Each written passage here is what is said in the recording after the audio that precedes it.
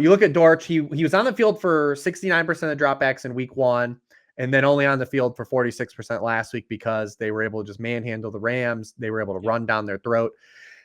Buddy, you ain't running on the Lions. Now, I'm real curious actually to watch this matchup, Drew Petzing versus this Lions front. The Lions in the regular season haven't allowed a running back to go over 70 yards in not since last year. No individual running backs rushed for 70 yards in the game in regular season. Christian McCaffrey did in the playoffs. But so I don't think they're just going to line up and be able to run James Conner in this game.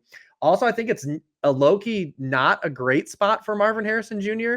The Lions, even though they've given up stuff passing production, they're not really giving it up on the outside as much. It's been typically more to inside wide receivers, and we'll get there in a second.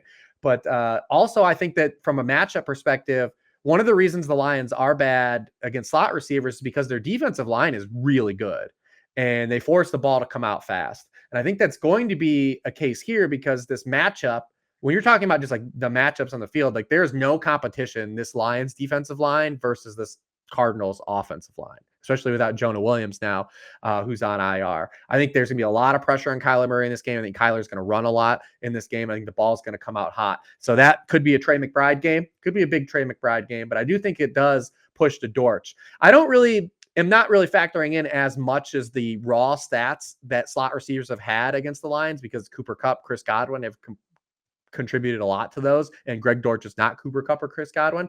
But I do think from a schematic stance, it makes sense that targets are going to have to go inside and over the middle of the field in this particular game. And it just gives Dortch some life if you're one of these gamers that is just down bad at wide receiver and you're in like the kind of the crevices of the world and you're trying to pluck guys out. He's on the board this week. Yeah, we were actually going to talk about this game, just ran out of time.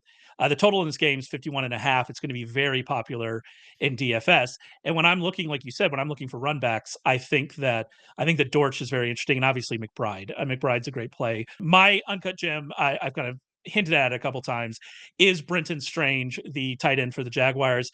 Just before we started recording this, we record this on Thursday mornings at 11:30 Eastern. Right before we came on, Doug Peterson said something about Evan Engram being, far away from being ready for Monday Night Football. I think Evan Ingram's going to miss this week. I think he's probably going to miss a few weeks. I picked up Brenton Strange in a lot of leagues. Brenton Strange ran a route on 74.3% of Jacksonville's dropbacks in week 2. He earned a target on 23.1% of those routes. He averaged 2.5 yards per route run. You could say that Ingram got hurt in the pregame warmup, so they weren't able to really kind of change their game plan. Will they continue to game plan in that way? But I mean, what Strange was doing is what they need in this offense. And it's not like Brenton Strange is some, scrub. He was a second-round pick last year, another Penn State legend. Thank you very much. We only talk about Penn State players on this podcast.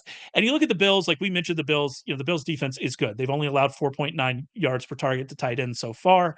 That has been a trend. It was true last year. They were pretty good against tight ends. But tight ends have been targeted 21 times against them, which is the second most. I think we could see some volume here for Brenton Strange, especially if we think that the Bills get out to an early lead and game script kind of works in the, Trevor Lawrence having to throw passes.